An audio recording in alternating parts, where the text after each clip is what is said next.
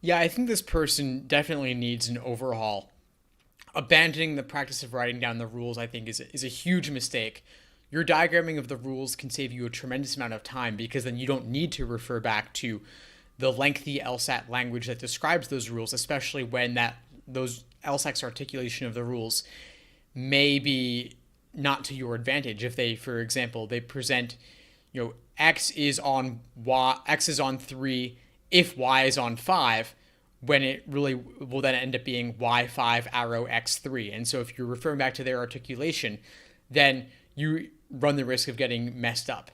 Additionally, the highlighter, I agree with you, Graham, huge waste of time, not to your advantage. Switching between a highlighter and a pencil definitely will cost you some time. And you should never be in the position where you're erasing your main game setup.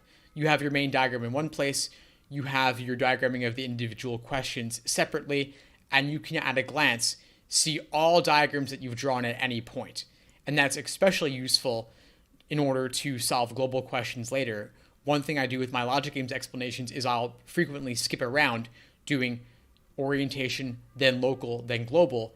And so the local questions become a baseline of evidence or examples to then go back and solve the global questions later. And you'll see this in my YouTube video explanations for the vast majority of logic games, which I'll include a link to as well. And you can see how when I walk through games, I'll skip around, but I'll always have my local diagrams from previous questions available to help me solve the global ones later.